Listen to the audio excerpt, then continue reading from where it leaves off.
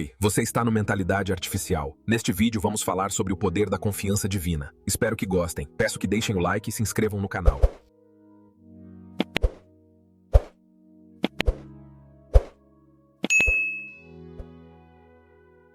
Olá! O sofrimento, muitas vezes, parece uma coisa meio aleatória, até injusta, né? Mas e se existisse uma outra forma de enxergar tudo isso? Hoje, a gente vai explorar uma perspectiva que olha para a dor não como um ponto final, mas como parte de um propósito muito maior. E tudo começa com essa pergunta. Uma pergunta que, em algum momento, todo mundo já deve ter se feito. Por que parece que o sofrimento atinge justamente as pessoas boas? É a partir dessa inquietação que toda a nossa reflexão de hoje se desenrola. E a resposta que a gente encontra é, na verdade, outra pergunta. Uma metáfora que, olha, vira a chave da nossa perspectiva. A ideia é que sempre se escolhem as flores mais bonitas, as mais raras. E essa é a imagem central que vamos explorar agora.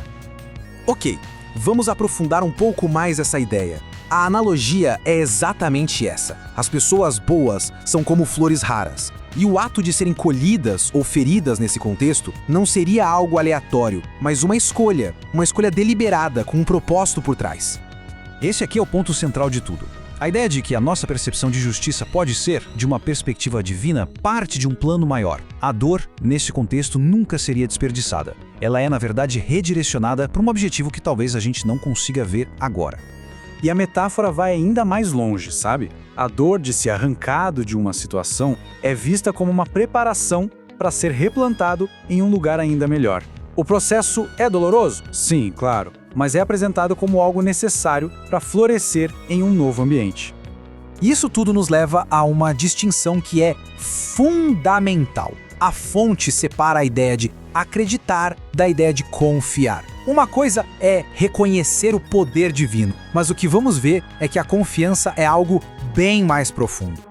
Olha só a diferença. Acreditar é simplesmente reconhecer a capacidade. É dizer Deus pode, ponto. Agora, confiar é sobre entregar o processo. É aceitar que o plano dele pode ser totalmente diferente do nosso, mas ainda assim é o melhor caminho. O foco muda da habilidade para o planejador. E para reforçar esse ponto, a fonte cita as escrituras. A mensagem é bem clara. O chamado não é para a gente ter uma compreensão intelectual de cada coisinha que acontece. É para uma confiança que vai além da nossa necessidade de ter todas as respostas. A fé se manifesta quando se descansa no planejador, mesmo sem entender o plano por completo. Aqui, a gente entra na ideia de que a dificuldade não é um castigo. Pelo contrário, é uma forma de preparação. É o processo que constrói a estrutura interna que a gente precisa para conseguir sustentar as grandes bênçãos que estão vindo. Para ilustrar isso, a fonte usa um exemplo bem surpreendente. Cita que mais de 99% das pessoas que ganham na loteria acabam endividadas de novo em poucos anos. Por que será que isso acontece, hein? E a resposta, segundo a fonte, está aqui. Receber uma bênção enorme, como um monte de dinheiro, sem ter a estrutura emocional e financeira para gerenciar aquilo tudo, transforma a bênção em um fardo. Da mesma forma, as lutas e as dores da vida constroem essa estrutura interna para a gente saber lidar com o sucesso quando ele chegar.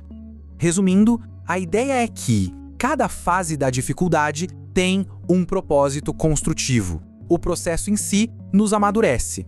A espera fortalece a nossa paciência. E a própria dor, a dor ensina lições valiosas sobre dependência e resiliência. Mas e quando parece que nada está acontecendo? Quando as orações parecem não ter resposta? Essa parte aborda a experiência do silêncio divino não como ausência, mas como um sinal de um trabalho intenso acontecendo nos bastidores. A partir daqui, a gente vê uma série de contrastes entre a nossa percepção e a divina. Onde a gente vê desordem, confusão, um caos total, a perspectiva divina enxerga um processo de construção acontecendo. Da mesma forma, aquela frustração com a demora é totalmente ressignificada. O que pra gente parece um atraso que só prejudica é, na verdade, um alinhamento com o tempo perfeito. Nem antes para confundir, nem depois para frustrar. O silêncio, então, não é visto como abandono. Muito pelo contrário. É o período em que as bases estão sendo firmadas, as oportunidades estão sendo alinhadas, mesmo que nada disso seja visível aqui na superfície. E finalmente a gente chega na promessa de que toda essa confiança, toda essa perseverança leva a algum lugar. A sessão final foca na esperança de um avanço, de uma resposta que está por vir. A fonte aqui transmite uma mensagem de esperança iminente. A ideia de que a mudança pode acontecer a qualquer momento, que o milagre pode estar a apenas uma noite de distância. É um chamado para não desistir, porque o ponto de virada pode estar muito, muito perto. E aqui está a transformação que é prometida. A ideia de que cada aspecto da luta de hoje tem um correspondente de redenção no futuro. O atraso se revela como proteção, o silêncio se torna resposta, e as lágrimas se convertem em gratidão quando o propósito final é finalmente compreendido. E este é o resultado final prometido. A certeza de que, com o tempo, a perspectiva vai mudar. A pessoa vai olhar para trás e entender por que certas portas se fecharam, porque o caminho foi doloroso, e vai concluir que cada passo valeu a pena. E a gente termina com essa pergunta que encapsula a mensagem central de toda essa análise. Fica a reflexão sobre a possibilidade de que aquilo que a gente percebe como um fracasso ou o fim dos nossos próprios planos seja, na verdade, o ponto de partida para um propósito muito maior e mais significativo. Você está no Mentalidade Artificial. Este é seu melhor lugar. Inscreva-se no canal para não perder os próximos conteúdos.